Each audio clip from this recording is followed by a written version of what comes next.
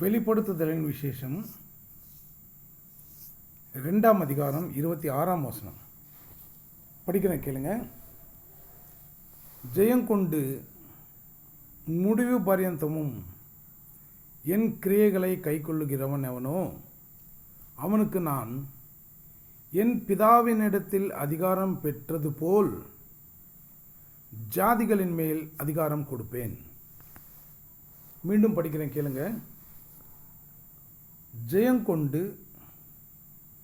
முடிவு பரியந்தம்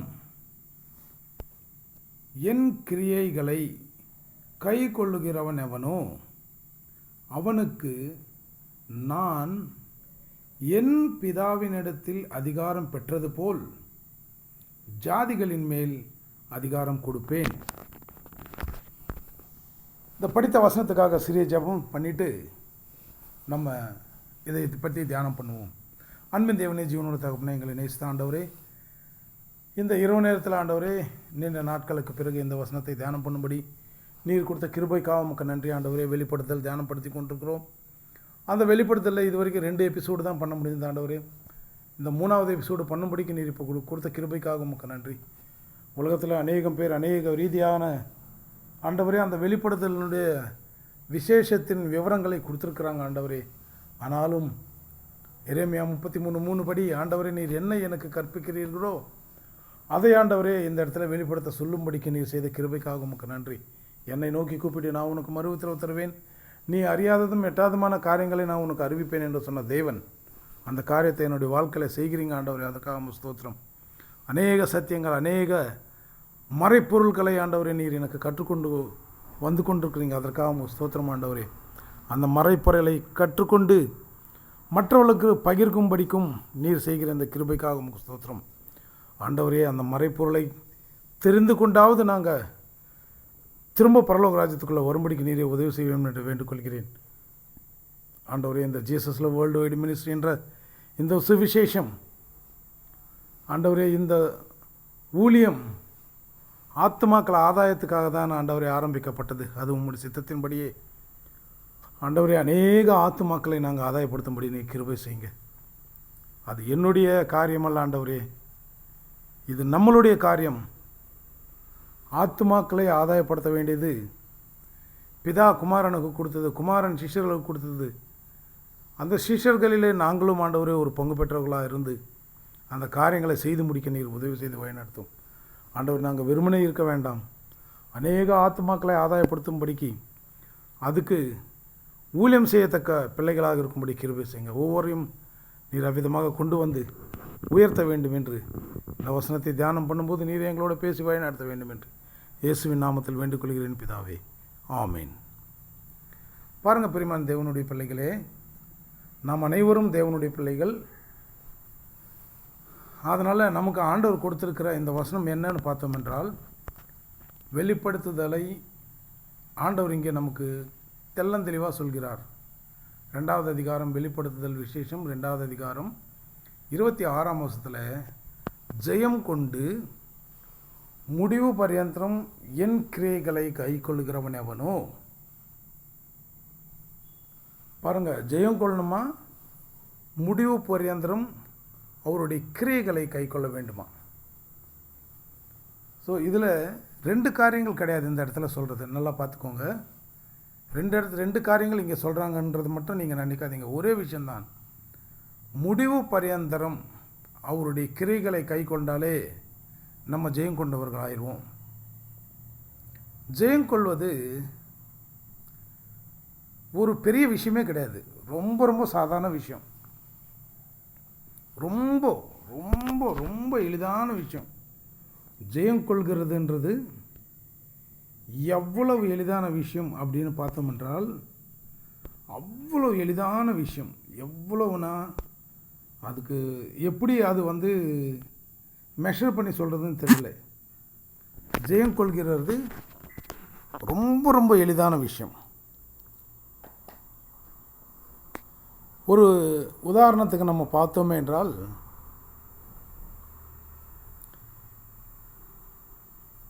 ஆமையும் முயலையும் பந்தயத்தில் ஓட விட்டு முயல் தோற்று போச்சு ஆமை ஜெயித்ததுன்றது நம்ம சிறிய வயதில் படித்த கதைங்களாக இருக்கும். இப்போ கூட அது நிறைய பேர் அதை பயன்படுத்துகிறாங்க. பல காரியங்களுக்காக அந்த எக்ஸாம்பிளை பயன்படுத்துகிறாங்க. ஆனால் இந்த இடத்துல நான் சொல்கிறது என்னவென்றால், ஓட்டப்பந்தயத்தில் ஆமை ஜெயித்திருக்கலாம், உறங்குவதில் முயல் தான் ஜெயித்திருக்குது. அப்படி தானே? உறங்காமல் உழைத்த ஆமை வென்றது. உறங்கிய முயல் உறக்கத்தில் ஜெயித்ததை தவிர ஓட்டத்தில் ஜெயிக்கலை.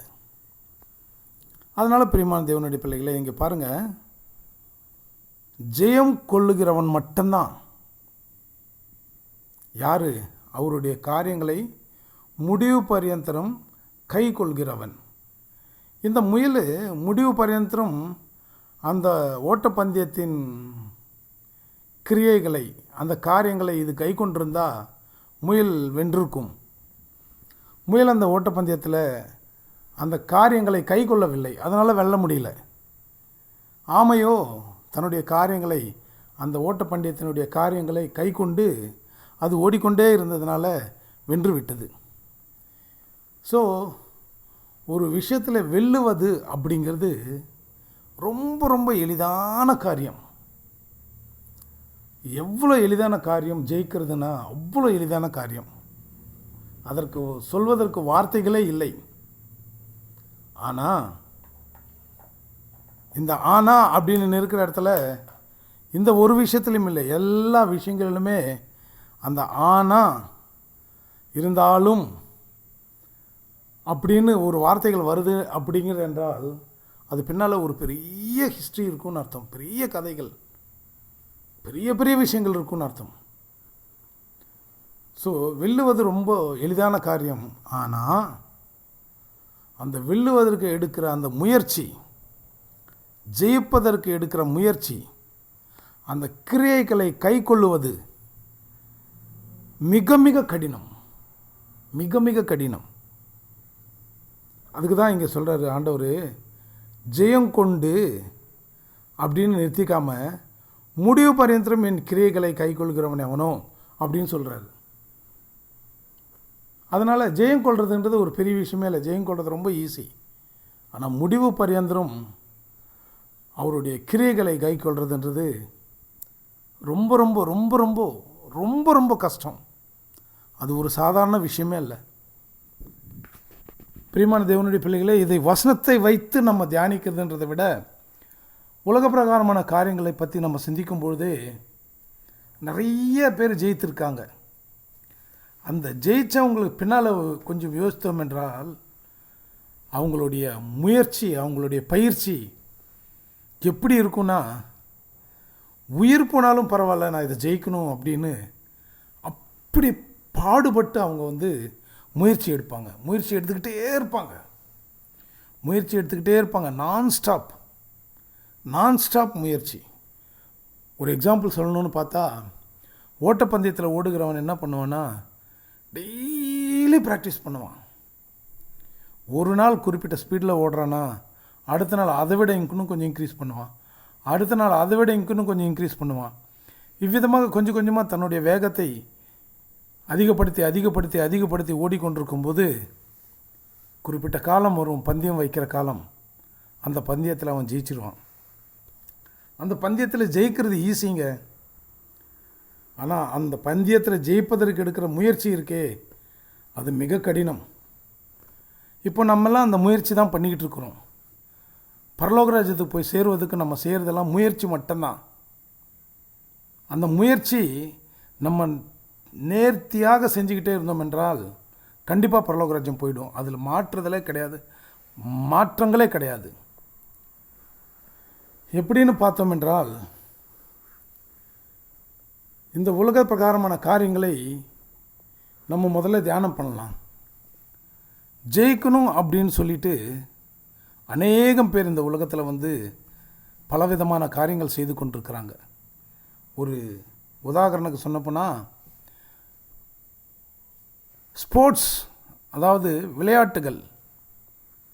விளையாட்டுகள் தான் ஜெயிக்கிற காரியத்தில் முன் வரும். அந்த ஜெயிக்கிற காரியத்தில் முன் வர முதல் விளையாட்டில் கூட ஓட்டப்பந்தயம்தான் முன்னாடி வந்து நிற்கும். ஏன்னா அந்த ஓட்டப்பந்தயத்துக்கு தான் அநேகம் பேர் பலவிதமான பயிற்சிகள் எடுத்துக்கிட்டே இருப்பாங்க. நின்ன இடத்துலையே இருந்து ஓடிக்கிட்டே இருப்பாங்க. கொஞ்சம் தூரம் ஓடி உடனே திரும்பி ரிவர்ஸ் வருவாங்க. அதே மாதிரி இந்த triple jump, double jump, triple jump அந்த மாதிரி கட்டை கட்டிக்கிட்டு அதை குதித்து ஓடுவாங்க. இவ்விதமாக அவங்க பயிற்சி எடுத்துக்கிட்டே இருப்பாங்க. அவங்க கை கால் முறுவதில் ஏற்பட்டாலும், கை கால் அடிபட்டாலும், கீழே விழுந்தாலும் ஏதோ கட்டு போட்டு ஏதோ ஒரு ட்ரீட்மெண்ட் எடுத்துகிட்டு ஒரு நாள் கேப் விடுவாங்க, 2 நாள் கேப் விடுவாங்க, 3ஆவது நாள் திரும்பவும் ஓடி வந்துடுவாங்க. ஏன்னா அவங்களுக்குள்ளே இருக்கிற அந்த அந்த வெறித்தனம் என்ன அப்படின்னு பார்த்தோம் என்றால், ஜெயிக்கணும். சாதிக்கிறது இல்லைங்க, திரும்ப சொல்கிறேன் பேருங்க, சாதிக்கிறது கிடையாது, ஜெயிக்கிறது. சாதிக்கிறதுன்றது வேறு, ஜெயிக்கிறதுன்றது வேறு. இந்த இடத்துல ஜெயம் கொள்கிறவனை பற்றி மட்டும்தான் சொல்லிக்கிட்டு இருக்கேன். நல்லா கேட்டுக்கோங்க. சாதிக்கிறவனை பற்றி நான் பேசவே இல்லை. நான் இதை சாதிச்சிட்டேன், அதை சாதிச்சிட்டேன், நான் இதை பண்ணிட்டேன், அதை பண்ணிட்டேன் அப்படின்னு சொல்லுவாங்க நிறைய பேர். அந்த சாதிக்கிறத பற்றி நான் சொல்லவே இல்லை. இப்போது ஜெயம் கொள்றதை பற்றி மட்டும்தான் நான் சொல்லிக்கிட்டு இருக்கிறேன். ஸோ அந்த ஜெயம் கொள்கிறவன் என்ன பண்ணுவான்னா, தனக்கு என்ன நேரிட்டாலும், தனக்கு என்ன வந்தாலும், என்ன பிரச்சனை வந்தாலும் சரி, நான் ஜெயித்தே தீரணும் அப்படின்னு சொல்லிட்டு அவன் என்ன பண்ணுவான்னா முயற்சி எடுத்துக்கிட்டே இருப்பான். இதுக்கெல்லாம் நம்ம உலக பிரகாரமான எக்ஸாம்பிள்ஸும் நிறைய பார்க்கலாம். சிலந்தை வந்து மேலேருந்து கீழே விழுந்துச்சுன்னா திரும்ப ஏறி போயிட்டே இருக்கும், மறுபடியும் கீழே விழும், மறுபடியும் ஏறி போகும், மறுபடியும் கீழே விழும், மறுபடியும் ஏறி போகும். இந்த மாதிரி சிலந்தை வந்து பலவிதமான முயற்சிகள் பல தடவை பண்ணிவிட்டு முன்னேற்றத்தை காண்பித்து ஜெயிச்சுட்டு வந்துடும். அதே போல் நம்ம அரசாங்க ஹிஸ்ட்ரி, அதாவது நம்ம பரதநாட்டுடைய ஹிஸ்ட்ரி, அதில் பார்த்தோமே என்றால் நம்ம கஸ்னி முகமது, கோரி முகமது அப்படின்னு சொல்லிட்டு அந்த காட்டில் அந்த நாளில் அரசர்கள் இருந்தாங்க இல்லையா. ஸோ அவர் வந்து நம்ம இந்தியாவை வெல்வதற்கு 7 முறை போரிட்டாராம், 7வது முறை வென்றாராம். ஸோ இந்த மாதிரி வந்து நிறைய காரியங்கள், ஒன்று மட்டும் இல்லைங்க, இப்படி சொல்லிட்டு போனால் அநேக காரியங்கள் நம்ம சொல்லிக்கிட்டே இருக்கலாம். ஜெயிப்பதற்கு பயிற்சி தேவை.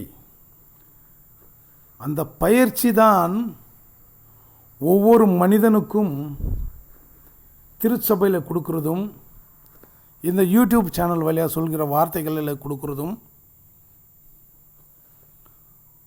வேதத்தை வாசிக்கும்போது ஆண்டவர் வெளிப்படுத்துகிற வசனங்களாலே, ஆண்டவர் பேசுகிற பேச்சினாலே வெளிப்படுத்துகிற காரியங்களும் தான் பயிற்சி.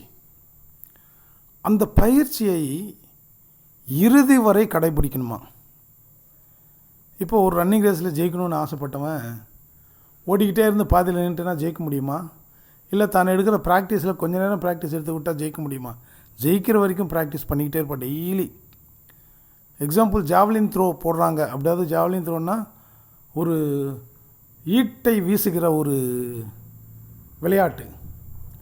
அந்த ஈட்டை வீசுகிற விளையாட்டில் டெய்லி பயிற்சி எடுப்பாங்க. அந்த பயிற்சி எடுக்கும்போது பாருங்கள் பிரியமான தேவனுடைய பிள்ளைகளே, பலவிதமான மாற்றங்கள் உடலில் வரும். அதேபோல் பல ரகமான பசிகள், பலவிதமான எலும்பு முறிவு பிரிவுகள், இவ்விதமாக அநேக காரியங்கள் நேரிடும். Mental tension. ஐயோ, நான் இவ்வளோ தூரம் தான் போட முடிஞ்சதா, இன்னும் போடணுமே, இன்னும் ரொம்ப தூரம் போடணுமே, இன்னும் நீண்ட தூரம் போடணுமே அப்படின்னு திரும்ப எடுக்கிற பயிற்சி. அதே மாதிரி என்ன ஓட்டப்பந்தயத்தில் ஓடுகிறவங்க காலையில் எழுந்திரிச்சு ஓடுவாங்க, யாரும் பார்க்காத முன்னாடியே எழுந்திரிச்சு ஓடுவாங்க. ஏன்னா அப்போ ரோடு ஃப்ரீயாக இருக்கும்னுவாங்க, ஃப்ரீயாக ஓட முடியும் அப்படின்வாங்க, ரொம்ப கஷ்டமாக இருக்காது அப்படின்வாங்க. ஆனால் ஒரு விஷயத்துக்கு மட்டும் தங்களுடைய தூக்கத்தை கெடுத்துருவாங்க. தூக்கத்தை கெடுத்துட்டு காலையில் எழுந்திரிச்சு ஓட ஆரம்பிச்சிருவாங்க. ஏன்னா அவன் சாதிக்கணும், அதாவது ஜெயிக்கணும். என்ன ஜெயிக்கணும்? ப்ராக்டிஸ் பண்ணி பண்ணி பண்ணி பண்ணி பண்ணி அந்த ரன்னிங் ரேஸ் பந்தயத்தில் ஒலிம்பிக்ஸில் முதல்ல வரணும், கோல்டு மெடல் வாங்கணும். அதுதான் அவங்களுடைய குறிக்கோள். ஸோ ஆண்டவர் கூட இங்கே ரொம்ப கிளியராக சொல்கிறார், ஜெயம் கொள்கிறவன், ஜெயம் கொண்டு முடிவு பரியந்தரம் என் கிரியைகளை கை கொள்கிறவன் எவனோ. ஸோ முடிவு பரியந்தரம் அவருடைய கிரியைகளை கை கொண்டால் அவர் என்ன பண்ணுவாராம், அவனுக்கு நான் என் பிதாவினிடத்தில் அதிகாரம் பெற்றது போல். இயேசு ஆண்டவர் பிதாவினிடத்தில் எப்படி அதிகாரம் பெற்றுக்கொண்டார் என்றது மத்தேயு எழுதின சுவிசேஷம் 28ஆம் அதிகாரம் 18வது வசனத்தில் எழுதப்பட்டிருக்கும்.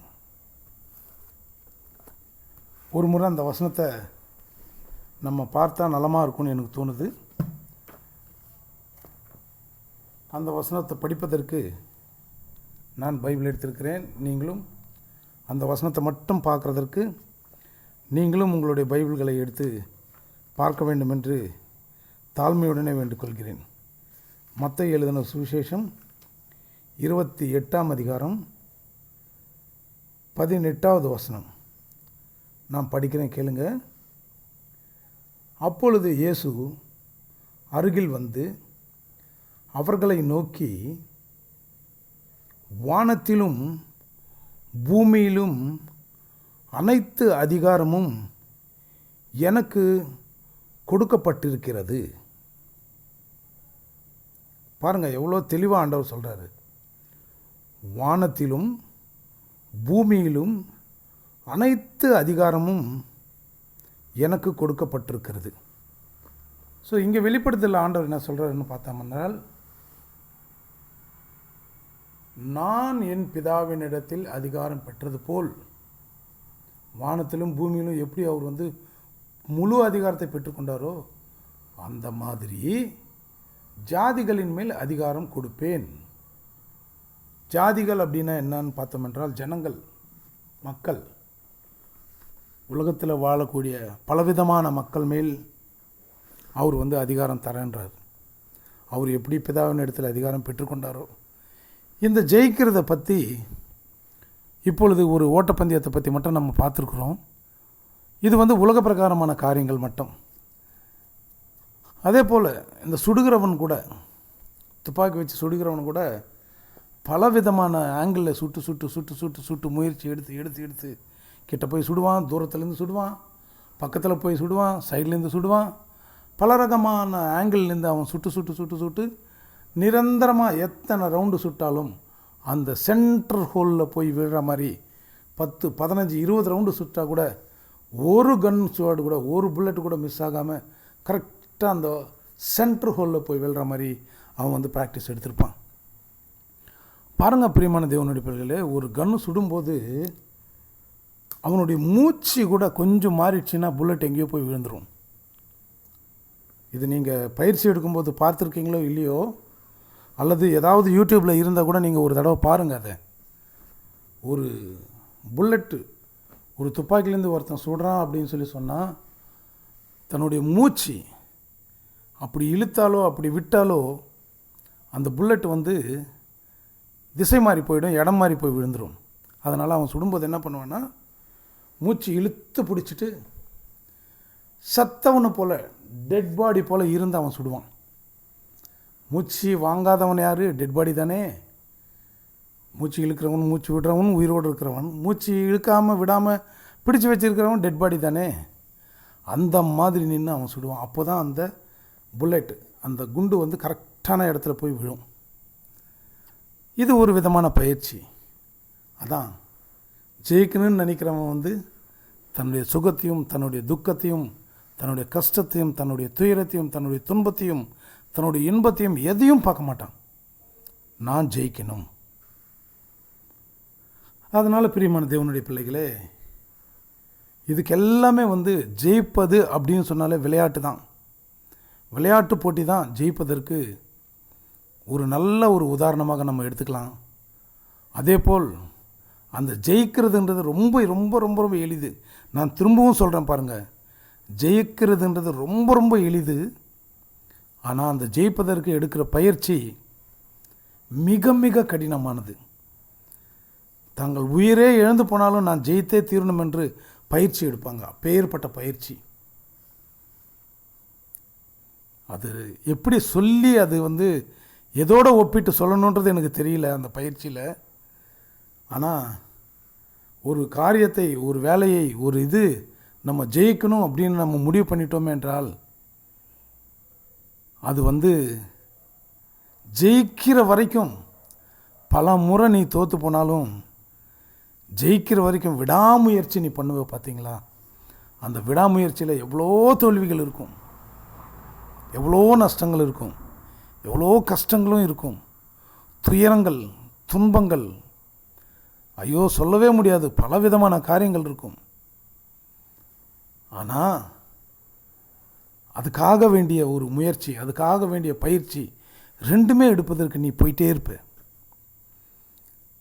பாருங்கள் பிரியமான தேவனுடைய பிள்ளைகளை, நம்மளும் அவ்விதமான ஒரு பயிற்சி நம்ம செய்தோம் என்றால், அவ்விதமான ஒரு முயற்சி நம்ம செய்தோம் என்றால், ஆண்டவர் இங்கே சொன்னது போல் தான் எப்படி அதிகாரம் பெற்றுக்கொண்டாரோ பிதாவின் இடத்திலிருந்து, நமக்கும் அப்பேற்பட்ட அதிகாரத்தை அவர் வாங்கி கொடுப்பார். அது கண்டிப்பாக நடக்கும். இதுவரைக்கும் நம்ம உலக பிரகாரமான காரியங்களிலே எப்படி வெற்றி பெற்றுக்கொள்வது அப்படிங்கிறத நம்ம பார்த்தோம். அடுத்த எபிசோடில் பைபிளில் யாரெல்லாம் வெற்றி பெற்றாங்க, எவ்விதமாகலாம் வெற்றி பெற்றுக்கொண்டாங்க, அந்த வெற்றிக்கு அவங்களுடைய பயிற்சி என்ன, அவங்களுடைய முயற்சி என்ன அப்படின்ற காரியங்களை அடுத்த எபிசோடில் கண்டிப்பாக நாங்கள் பார்ப்போம். ஜெபிப்போம். அன்பின் தேவனே, ஜீவனுள்ள தகப்பனே, உம்முடைய பாதபடிக்கு வருகிறோம் ஆண்டவரே. இந்த இரவு நேரத்தில் ஜெயம் கொள்கிறவனை பற்றி ஆண்டவரே, உலக பிரகாரமான ஒரு காரியங்களை நாங்கள் தியானிப்பதற்கு நீர் கொடுத்த கிருபைக்காக உமக்கு நன்றி ஆண்டவரே. ஆம், ஜெயிக்கணும் என்று நினைக்கிறவன் தன்னுடைய பயிற்சியை விடாமுயற்சியாக சாதிச்சுக்கிட்டே இருப்பான் ஆண்டவரே. அவன் ப்ராக்டிஸ் பண்ணிக்கிட்டே இருப்பான் சாமி. ஒரு நாள் கூட ப்ராக்டிஸ் விட்டு விட மாட்டான். ஏன்னா அவன் ஜெயிக்கணுன்ற ஒரு எண்ணம், ஜெயிக்கணுன்ற ஒரு சிந்தனை, ஜெயிக்கணும் அப்படின்ற ஒரு முடிவு. 1000 தான் நடந்தாலும் நான் இதில் வின் பண்ணியே ஆகணும், 1000 தான் நடந்தாலும் நான் இதில் ஃபஸ்ட்டு வந்தே ஆகணும் அப்படின்னு அப்பேற்பட்ட பயிற்சி எடுத்துக்கிட்டு இருப்பான் ஆண்டவரே. ஜீவனுள்ள தகப்பனே, பரலோக ராஜ்யத்துக்குள்ளே வருவதற்கு, என்றென்றைக்கும் வாழக்கூடிய வாழ்க்கை வாழ்வதற்கும், நித்தியத்துக்குள்ளே வருவதற்கும், உம்மோடு வாழ்வதற்கும் எங்களுக்கு அந்த மாதிரி விதமான பயிற்சியை நீங்கள் கொடுங்க ஆண்டவரே. அது எவ்வளோ பெரிய பாக்கியம். உலகத்திலெல்லாம் வின் பண்ணி முதல் ப்ரைஸ் எடுத்தாலும் அந்த போர்வையை போற்றி ஃபஸ்ட் ப்ரைஸ் அப்படின்னு ஒரு கோல்டு மெடல் மாட்டிடுவாங்க ஆண்டவரே. அதோடு அது போயிடும் சாமி. ஆனால் இங்கே ஜெயிச்சு நாங்கள் பரலோகராஜ்யத்துக்குள்ளே வந்தோமே என்றால் அந்த வெற்றி என்றென்றைக்கும் எங்களோடு இருந்துக்கிட்டே இருக்கும் ஆண்டவரே. ஒருத்தரும் ஒரு பொழுதும் அந்த வெற்றி எங்கள் கிட்டேருந்து எடுத்துக்கொள்ள முடியாத ஆண்டவரே. உலக கோப்பின் விளையாட்டு போட்டியில் ஒவ்வொரு நாடு ஒவ்வொரு விதமாக வென்று அந்த கோப்பை மாற்றி மாற்றி எடுத்துகிட்டு போவாங்க. ஆனால் ஆவிக்குரிய கோப்பு நீங்கள் கொடுக்குற அந்த வெற்றி எங்கள் கிட்டேருந்து யாருமே எடுக்க முடியாத ஆண்டவரே. அடுத்த எபிசோடில் ஆவிக்குரிய வெற்றியை பற்றி தியானம் பண்ணும்போது நீரே அநேக காரியங்களை வெளிப்படுத்தி பேச வேண்டும் என்று வேண்டுகொள்கிறேன் ஆண்டவரே. இந்த உலக பிரகாரமாக ஜெயிப்பதற்கு மக்கள் எவ்வளோ பயிற்சி முயற்சி எடுத்துக்கொண்டிருந்தால் ஆவிக்குரிய காரியங்களுக்கு இன்னும் எவ்வளோ பயிற்சி முயற்சி தேவை. அதை நாங்கள் தொடர்ந்து செய்து உண்மையிலுமே நாங்கள் பரலோக ராஜ்யத்துக்குள்ளே சேரும்படிக்கு நீரே வழிநடத்த வேண்டும் என்று இயேசுவின் நாமத்தில் வேண்டுகொள்கிறேன் ஜீவனுள்ள நல்ல பிதாவே, ஆமேன். பிரியமான தேவனுடைய பிள்ளைகளே, எனக்கு ஒரு சந்தோஷமான காரியத்தை உங்களோட ஷேர் பண்ணணும்னு நான் வாஞ்சிக்கிறேன். இத்தனை நாள் நான் யூடியூப்பில் வெளியிட்டு கொண்டிருந்த வசனங்களை அநேகம் பேர் கேட்டுக்கொண்டு தான் இருந்தாங்க. ஆனால் போன தடவை பரிசுத்த வேதத்தின் ரகசியங்கள் அப்படின்ற அந்த தலைப்பில் பரிசுத்த வேதத்தின் ரகசியங்கள் என்று வெளியிட்ட அந்த தலைப்பில் 105 பேர் பார்த்துருக்காங்க. 105 பேர் 11 நாளுக்குள்ளே. ஸோ இந்த ஊழியத்தை ஆண்டவர் பெருக பண்ணுவதற்கு அநேக விதமான காரியங்கள் செய்து கொண்டிருக்கிறார். அது எனக்கு ரொம்ப மனமகிழ்ச்சியாக இருந்தது. ஆண்டவர் இடத்துல அதுக்காக நான் டெய்லி நன்றி சொல்லிக்கிட்டே இருக்கிறேன். சப்ஸ்கிரைப் பண்ணாங்களோ இல்லையோ, பார்த்துருக்காங்க, அதுக்கு நான் ரொம்ப சந்தோஷப்பட்டேன். ஆண்டவர் இவ்விதமாக தம்முடைய ஊழியத்தை நம்ம வைத்து அநேக இடங்களுக்கு கொண்டு போய் கொண்டிருக்கிறார். அநேக ஆத்துமாக்கள் ஆதாயப்படுத்தப்பட்டு பரலோக ராஜ்யத்துக்கு வரணும். இதுதான் நம்மளுடைய குறிக்கோள். இதுக்கு நீங்கள் எல்லாருமே உதவி செய்து நாம் எல்லோரும் ஆண்டவருடைய வார்த்தையை உலகமெங்கும் அனுப்பி அநேக ஆத்துமாக்களை பரலோக ராஜ்யத்துக்கு ஆயத்தப்படுத்துவோம். தேங்க்யூ.